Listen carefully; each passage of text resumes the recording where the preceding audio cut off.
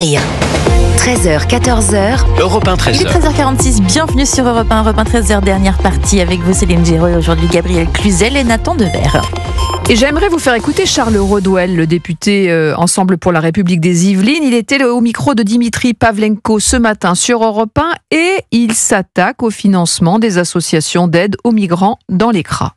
Leur rôle de base, peut-être louable, c'est de donner un conseil juridique et social aux étrangers qui sont retenus dans ces centres de rétention.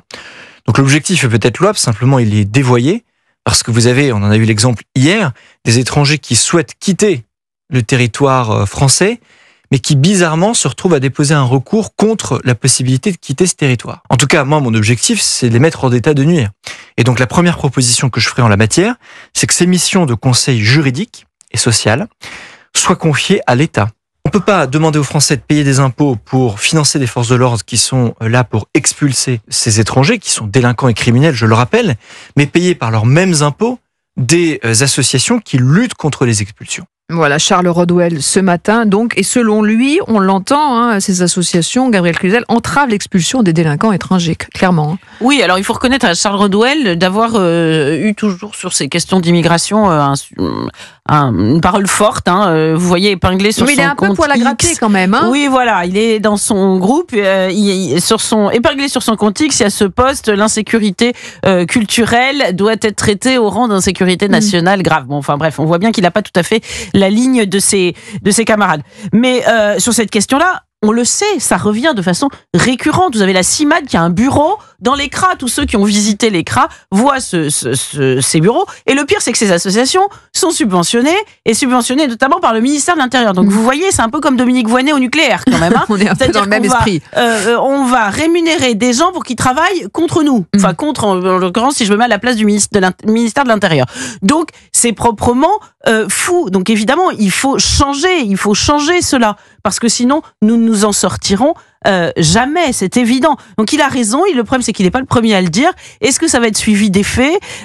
Écoutez, j'avoue que je me pose quelques questions parce que dans ce domaine, il ne se passe absolument rien. Alors il veut retirer les missions de conseil juridique et social auprès des étrangers en CRA, donc réduire aussi les financements publics, on en a parlé, et aussi diminuer les budgets alloués à l'aide du directionnel dont bénéficient les étrangers.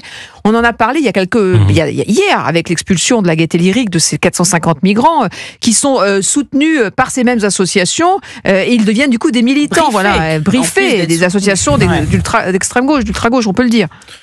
Moi, là où j'ai un profond désaccord, c'est que cette mission de conseil juridique et social, elle consiste à chercher dans le droit français tout ce qui permet à ces individus, en effet, toutes les failles ou toutes les raisons juridiques qui pourront faire en sorte de casser les OQTF. Pourquoi ? Parce que les OQTF, ce ne sont pas des expulsions effectives, elles portent mal leur nom, ce sont des actes administratifs qui s'exposent à plusieurs possibilités de recours, pour des raisons d'ailleurs différentes.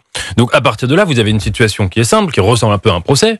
Vous avez d'un côté l'État qui donne une obligation de quitter le territoire, donc l'État veut faire partir l'individu, et de l'autre, des gens, un peu comme dans la position de l'avocat dans un procès, qui essayent de défendre l'individu, de défendre ses intérêts.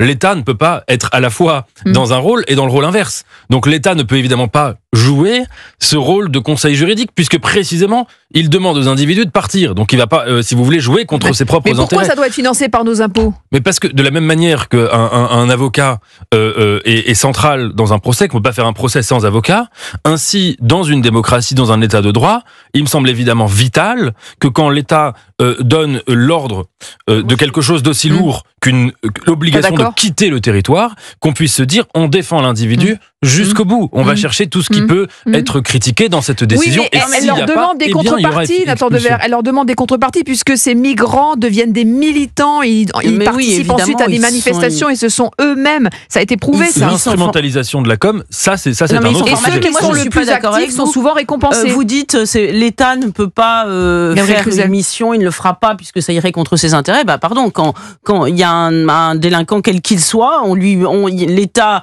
lui permet d'avoir un avocat commis d'office. D'ailleurs, ça peut être quelquefois discutable parce que la victime, elle est obligée de payer son avocat, mais c'est un autre sujet.